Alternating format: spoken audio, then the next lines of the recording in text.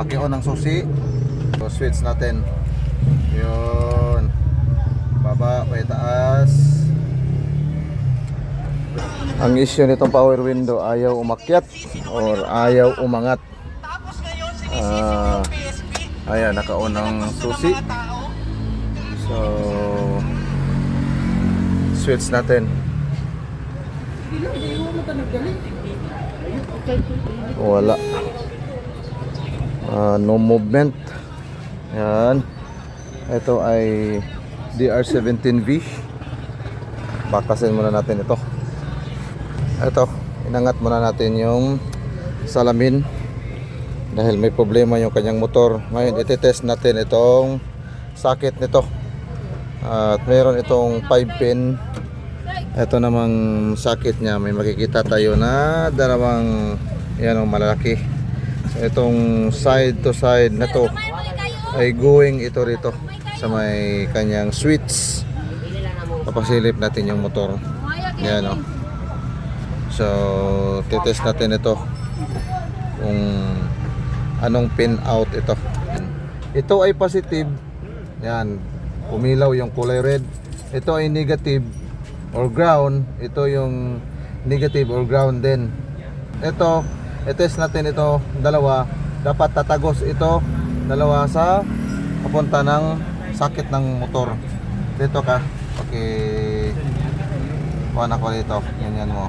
Iharap mo yung lights. Huwag mo masyadong takpan.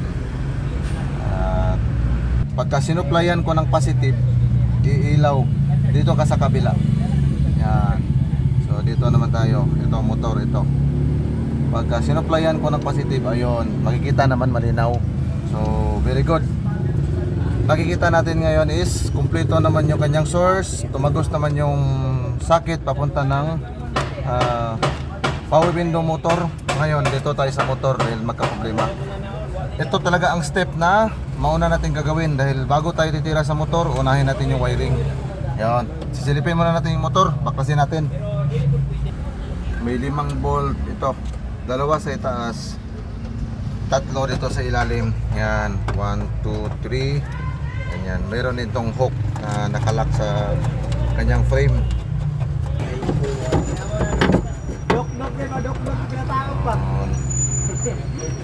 Check natin yung kable. Okay naman yung kable. So I hope ay hindi sunog itong loob ng motor natin.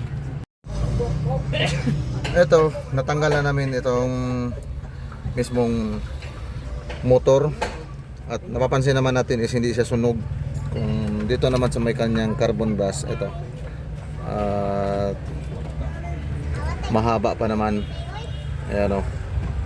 At ang nakita ko na problema ay ganito. So mayroon itong tinatawag na thermal protector. Kapag karamdam na ito ng sobrang init, ayan, bumubukas ito or nag-o-open ito, walang contact. So ito lang nakita kong problema. Ito yung kanyang connection na papuntang socket going to switch naman ng power window. Assemble muna natin ito para matest natin.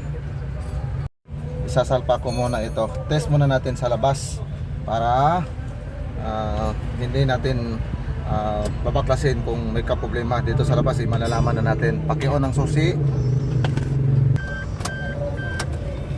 Okay. Nauna yung susi. So switch natin. Yun. Baba, taas.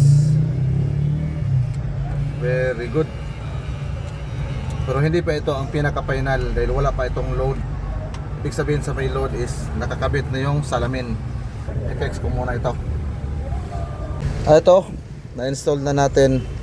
So silipin natin, ayan, pinanda na natin para hindi malubat si sir dahil maneuvering na tayo. May load na kasi yung motor ng ating power window. Ayun.